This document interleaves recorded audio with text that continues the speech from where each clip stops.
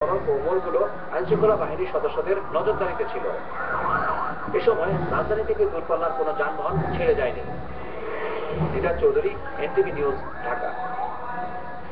পরীক্ষা পেছানোর মতো করে সংসদের মেয়াদ পিছিয়ে নির্বাচনের পুরো বিষয়টি নিয়ে লুকোচুরি খেলছে সরকার। বুধবার এমনটা অভিযোগ করেছেন বিএনপির ভারপ্রাপ্ত মহাসচিব মির্জা ফখরুল। সংলাপের জন্য তারা অপেক্ষায় আছেন জানিয়ে ফখরুল বলেন, সমঝোতা না হলে তার শতভাগ দায় সরকারকে নিতে হবে। 3 দিনের হরতাল শেষে এক সংবাদ সম্মেলনে এসব কথা বলেন তিনি। হাসান মাহমুদের রিপোর্ট। নির্দলীয় সরকারের দাবিতে তৃতীয় দফায় ডাকা 18 দলের টানা 3 দিনের হরতাল শেষে দলের কেন্দ্রীয় কার্যালয়ে এই সংবাদ সম্মেলনে বিএনপির পক্ষ থেকে অভিযোগ করা হয়, বিরোধী দল নিপীড়নে সরকারের চরিত্রে এতটুকুও পরিবর্তন ঘটেনি। 3 দিনের হরতালে সারা দেশে 18 দলীয় নেতাকর্মীদের উপর চালানো হয়েছে নির্যাতনের স্টিম রোলার। সংবাদ সম্মেলনে নির্যাতনের চিত্র তুলে ধরেন মির্জা ফখরুল। শহীদ হয়েছেন 4 জন, গ্রেপ্তার 1707, আহত 6071, মামলায় আসামি করা হয়েছে 26,100। আমার মাঝে মাঝে মনে হয় যে বাংলাদেশ আপনার অনেক সময় ওই চরম সেরাতের দেশীয় খারাপ অবস্থা আছে। এটা একটা গণতান্ত্রিক দেশে এই চেহারা, এই জিনিসটা আমাদেরকে কেন দিতে হবে? নির্বাচনকালীন সরকার ব্যবস্থা কি হবে তা নিয়ে সরকার যেমন সংশয় সৃষ্টি করেছে, তেমনি তারা ধূম্রজাল তৈরি করে রেখেছে সংলাপ নিয়েও।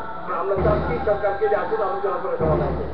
তা যদি না করেন, জবরদস্তি যদি তারা আমাদের উপর চাপিয়ে দিতে চান, এর দায়িত্ব সম্পূর্ণভাবে 100% খুব পরিষ্কার করে আমাদের নেতা বলে দিয়েছেন যে 29 তারিখের পরে যে কোনো সময় যে কোনো দিন আসবেন আমরা যাবো। আমি একটা চিঠি দিয়েছিলাম, সেই চিঠিটার লিখিত কোনো উত্তরও কিন্তু আমি এখনো পাইনি। আর মাত্র কয়েকদিনের মধ্যে নির্বাচনের কথা বলা হচ্ছে, কিন্তু ইলেকশন কমিশন এখন পর্যন্ত নির্বাচনের কোনো তারিখ ঘোষণা করেন। সরকারের গঠন কি হবে, তার কাঠামো কি হবে, সেই সম্পর্কে সরকার কিছু বলছেন। এটা অনেকটা আপনার ওই পরীক্ষা পেছানোর মতো ব্যাপারটা দাঁড়িয়েছে। 7 দিন সংসদ থাকবে বলা হচ্ছে, আবার বলা হচ্ছে আরো 7 দিন থাকবে। অর্থাৎ তারা গোটা এই নির্বাচনের বিষয়টাকে নিয়ে একটা লুকোচুরি করবে। এর আগে সকালে সাংবাদিকদের সাথে আলাপে মির্জা ফখরুল বিএনপিকে নিয়ে বিদেশি কয়েকটি গণমাধ্যমের প্রকাশিত খবরের জানান। বিভিন্ন রকম অনলাইনে পেয়েছি, যাতে এটা অভিযোগ করা হয়েছে যে সরকারি দলের অত্যন্ত গুরুত্বপূর্ণ ব্যক্তিরা এই মেট্রোনের সঙ্গে জড়িত আছে।